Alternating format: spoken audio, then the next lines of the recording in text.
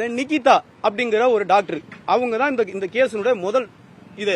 அந்த நிகிதாங்கிறவங்க வந்து 27ஆம் தேதி வர்றாங்க காலை 11 மணியை போல மடப்புறம் கோவிலுக்கு. நம்ம அங்க போனோம், ஆய்வு பண்ணோம், எல்லாம் செஞ்சோம். ஆனா இந்த 27ஆம் தேதியில சம்பவத்துல வெறும் 500 ரூபாய்க்கு தான் பிரச்சனை.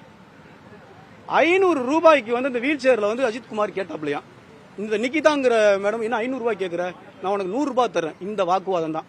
இந்த வாக்குவாதத்தின் அடிப்படையில அவன் மேல வந்து திட்டமிட்டு, அஜித்குமார் மேல வந்து திட்டமிட்டு அந்த 10 பவுன் நகையை காணோம் அப்படின்னு சொல்லி இன்ஃபுளுன்ஸ் பயன்படுத்துறாங்க. இந்த இன்ஃபுளுன்ஸ் பயன்படுத்துற ஒரு ஆள் செக்ரட்டரியேட்ல இருக்காங்க. இந்த செக்ரட்டரியில இருக்கிறவங்க யாருன்னா IAS ஒருத்தவங்க. இந்த இன்ஃபுளுன்ஸ் பயன்படுத்துற நபரை யாரு அப்படிங்கறதையும் சேர்த்து நீங்க CDR போட்டு கொண்டு வாங்க. ஒரு நபர் இங்க தப்பிக்க கூடாது அப்படின்னு தான் விஷயமா. 500 ரூபாய்க்கு 500 ரூபாய் கேட்டதுனால இந்த வாக்குவாதம் அடிப்படையில் 100 ரூபாய் கொடுத்து போயிருக்காங்க.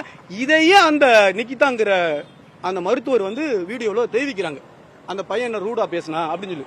அப்ப ஒரு 500 ரூபாய் சம்பவத்துக்காக திட்டமிட்டு, இதுல ரொம்ப டீட்டெயிலா உள்ள பார்த்தோம்னா திட்டமிட்டு இந்த பையனை அட்வென்ச்சரா தன்னோட அதிகாரத்தை பயன்படுத்தி திருட்டு கேஸ் போடணுங்கிறதுக்காக பிளான் பண்ணி பண்றதா திட்டமா தெரிய வருது.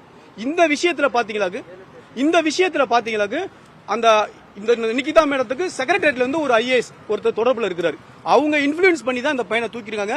27 சாயந்தரம் தூக்குனவங்க 28 வரை அந்த பையனை அடிச்சு 24 ஹவர்ஸ் கோர்ட்ல ப்ரொடியூஸ் பண்ணாரு. FIR போடாம அந்த பையனை அடிச்சு ரொம்ப கொடூரமா சித்திரவதை பண்ணி கொண்டுட்டாங்க.